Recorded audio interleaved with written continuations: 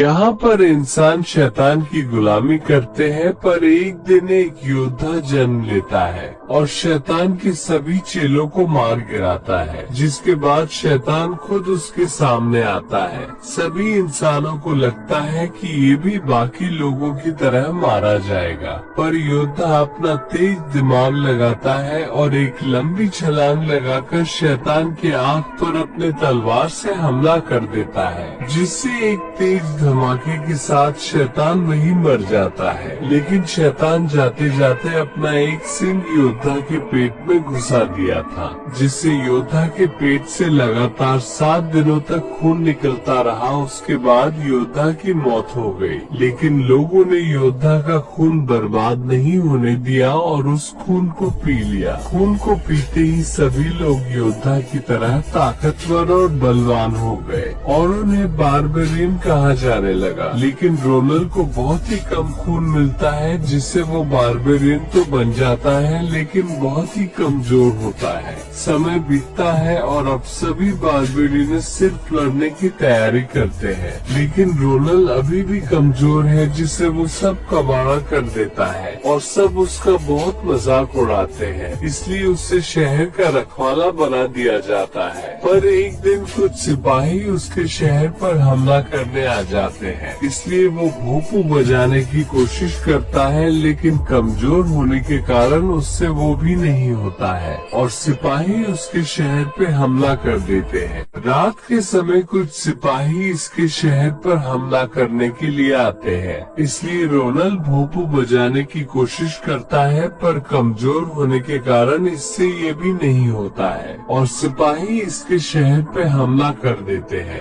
जब तक लोगों को हमले के बारे में पता चलता, तब तक सिपाही सभी बारबेरियंस को बंदी बना लेते हैं और सभी बारबेरियन ये लड़ाई हार जाते हैं। कमजोर होने के कारण सिपाही रोनल को वही छोड़ देते हैं, ताकि ये दूसरों लोगों को अपनी हार के बारे में बता सके और बाकी बारबेरियंस को बंदी बनाकर अपने साथ ले जाते हैं। रोनल के चाचा अपने आखिरी पलों में उससे कहते हैं कि तुम्हें अपने सभी भाइयों को बचाना होगा और तुम्हें मेरे पुराने दोस्त के पास जाना होगा, जो कि तुम्हें हमलावरों के बारे में बता सकता है। ये सुनते ही रोनल अपने भाइयों को बचाने के लिए निकल पड़ता है, पर रास्ते में उसे एक लड़का मिलता है जो कि एक म्यूजिशियन है और दोनों बहुत सारी मुसीबतों को पार करके आखिरकार अपने चाचा के दोस्त के पास पहुंच जाते हैं, जो उन्हें बताते हैं कि वो सारे सिपाही एक बहुत ताकतवर और जालिम राजा के हैं, जिसका नाम है वोल्कजा, और इन्हें ये भी बताते हैं कि उस राजा के शरीर पर एक खास तरह का कवच है, जिसकी वजह से उसे कोई नहीं हरा सकता है। लेकिन तभी इन्हें पता चलता है कि मसीहा की तलवार से वल्काजार को हराया जा सकता है। सभी बारबेरियंस को पकड़कर राजा के पास लाया जाता है, जहां पता चलता है कि राजा इन सभी के खून से एक जादुई पोशन बनाना चाहता है,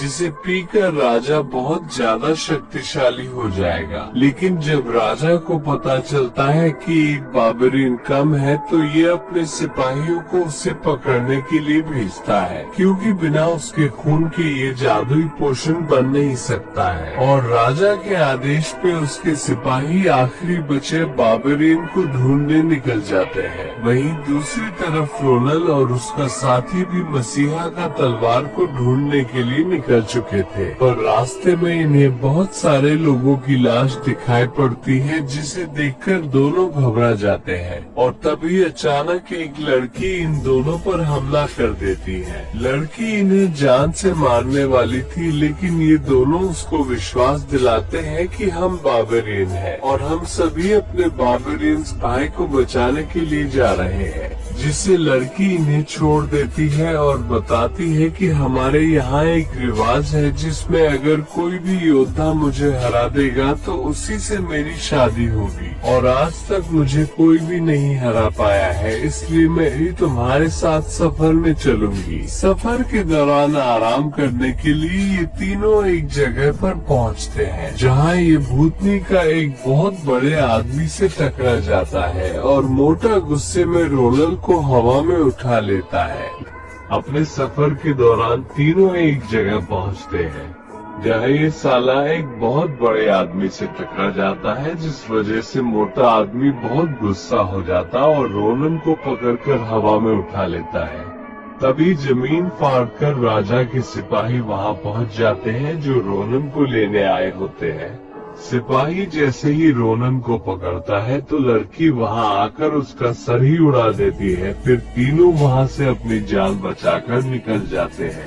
राजा को इस बात के बारे में पता लगता है तो वो गुस्से में तीनों को पकड़कर लाने का आदेश दे देता है, लेकिन तब तक रोनन और उसके साथी वहां से निकल जाते हैं। राजा के सिपाहियों से बचकर रोनन और उसके साथी एक ऐसी जगह पहुंचते हैं जहां से आगे का रास्ता उन्हें एक गिरगिट से पूछना पड़ता है, लेकिन रोनन बिना सोचे समझे आगे बढ़ने लगता है।